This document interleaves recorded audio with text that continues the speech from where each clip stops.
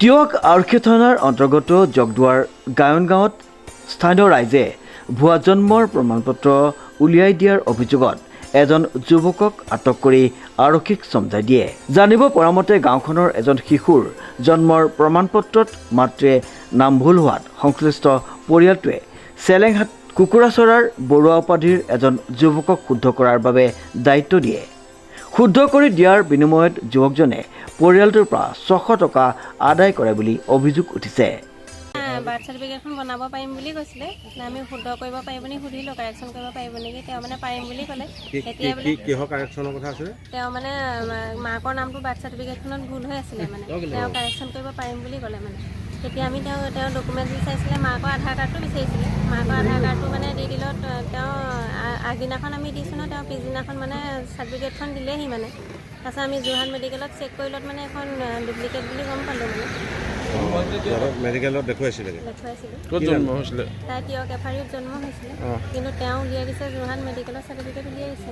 মানে চাইনটো মানে তেওঁ খুনু গগৈ ছাৰৰ চাইন মানে হেৰি কৰিছে, কিন্তু তেওঁ আমি গম পাইছোঁ তেওঁ 5 বছৰ আগতে ৰিটায়াৰ হৈ বুলি গম পাইছোঁ। গতিকে তেওঁ সেই খুনু গগৈ ছাৰৰ চাইনটো মানে কেনেকৈ মাৰিছে? আজি কি হ'ল কথাটো? আজি মানে আমি ডুপ্লিকেট বুলি গম পাই তেওঁক মাতি আনিলোঁ। মাতি আনি পেলাই মানে কথাটো সুধিলোঁ। মানে তেতিয়া মানে তেওঁ তেনেকৈ উল্টা পুল্টাকৈ হেৰি গাইছে মানে, লগালগ মানে চাৰ্টিফিকেটখন ফালি পেলালে। মানে কি নাম তেখেতৰ নাম কি? তেখেতৰ নামটো মৃণাল বৰুৱা বুলি গম পাইছোঁ। ঘৰ ক'ত গম পাই? ঘৰ তেওঁ চেলেংহাটত বুলি কৈছে। আগতে এনেকুৱা কাৰোবাক বনাই দিছে নেকি? আমি সেইটো গম পোৱা নাই বাৰু। লৈছিলে কিমান লৈছিলে? 600 টকা লৈছিলে। 600 টকা নামটো শুদ্ধ কৰি দিছে। কেইদিনত দিছে শুদ্ধ কৰি? আগদিনা নি পিছদিনা দিছে। যদিও একেদিনাই শুদ্ধ কৰাৰ নামত শিশুটিৰ জন্মস্থানক টিয়ক এফাৰিৰ পৰিৱৰ্তে যোৰহাট চিকিৎসা মহাবিদ্যালয় বুলি উল্লেখ কৰা প্ৰমাণপত্ৰখনত স্থানীয় লোকৰ সন্দেহ জন্মে আৰু তাৰ পিছত যোৰহাট চিকিৎসা মহাবিদ্যালয়ত খবৰ লৈ জানিব পৰা যায় যে প্ৰমাণপত্ৰখন ভুৱা। পৰৱৰ্তী সময়ত ৰাইজে কৌশলেৰে মাতি আনি যুৱকজনক সোধপোছ কৰাত যুৱকজনে প্ৰমাণপত্ৰখন ফালি পেলালে আৰু সেয়া তেওঁৰ ভুল নহয় বুলি ৰাইজক নানান যুক্তিৰে বুজাবলৈ চেষ্টা কৰে। যদিও ৰাইজে পৰৱৰ্তী সময়ত যুৱকজনক আৰক্ষী চমজাই দিয়ে।